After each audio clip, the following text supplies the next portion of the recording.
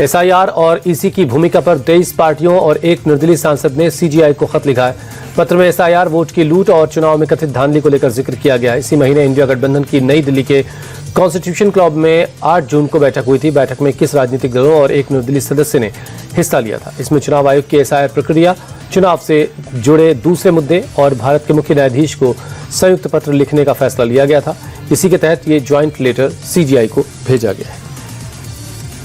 कर्नाटक में आज से वोटर लिस्ट अपडेट यानी एसआईआर की प्रक्रिया शुरू होगी। इसके तहत बीएलओ 29 जुलाई तक घर घर जाकर वोटर्स का वेरिफिकेशन करेंगे। मतदाताओं को एन्यूमरेशन फॉर्म भरवाने का काम करेंगे। 5 अगस्त से 4 सितंबर के बीच मतदाता लिस्ट को लेकर दावे और आपत्तियां दर्ज करवाई जा पाएंगी। सारी प्रक्रिया पूरी होने के बाद 7 अक्टूबर 2026 को मतदाता सूची का आखिरी प्रकाशन किया जाएगा।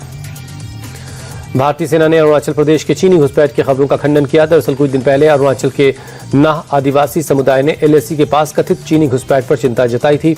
उनका दावा था कि पीएलए ने पिछले 6 सालों में उनके चारागाह, शिकार और खेती वाले इलाकों के बड़े हिस्से पर कब्जा कर लिया है।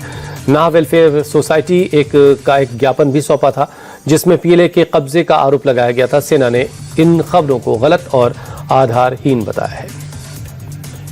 4 दशकों से ज्यादा वक्त तक भारतीय सेना में योगदान देने वाले जनरल उपेंद्र द्विवेदी रिटायर हो गए हैं। अपने विदाई समारोह के तहत उन्होंने दिल्ली में नेशनल वॉर मेमोरियल पर श्रद्धांजलि दी। इस मौके पर उन्होंने कहा कि भारतीय सेना को अपनी ताकत किसी एक व्यक्ति से नहीं बल्कि अपने सैनिकों, कमांडर्स और देश के नागरिकों के अटूट भरोसे से मिलती है। जनरल द्विवेदी ने कहा कि आज मैं ये जिम्मेदारी जनरल धीरज सेठ को सौंप रहा हूँ। वो एक अनुभवी सैनिक और काबिल लीडर है।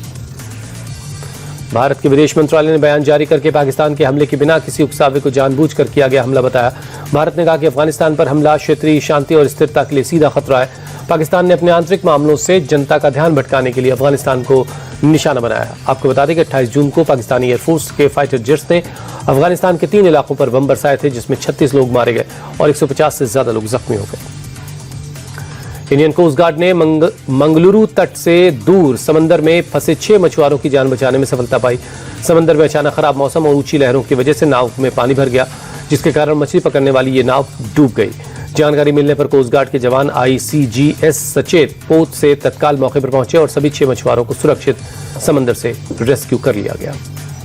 यूपी के फिरोजाबाद में सोमवार शाम आई तेज आंधी की वजह से एक हादसा हो गया। यहां सवारियों को लेकर जा रही एक ई रिक्शा के ऊपर पेड़ गिर गया जिसकी वजह से 5 लोगों की मौत हो गई। इस हादसे में कई लोग जख्मी हैं जिन्हें अस्पताल में भर्ती करवाया गया। ई रिक्शा में 7 से 8 लोग सवार थे जिनमें महिला और बच्चे, बुजुर्ग भी शामिल थे। पेड़ गिरने के बाद चीख पुकार मच गई। आसपास के लोगों ने पेड़ उठाने की कोशिश की लेकिन सफलता नहीं मिली। 4 लोगों की मौत घटनास्थल पर हो गई जबकि एक शख्स ने अस्पताल में दम तोड़ दिया।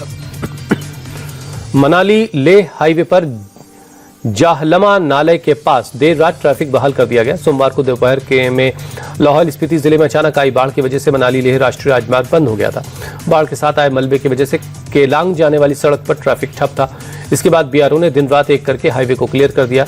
आधी रात को ट्रैफिक बहाल कर दिया गया।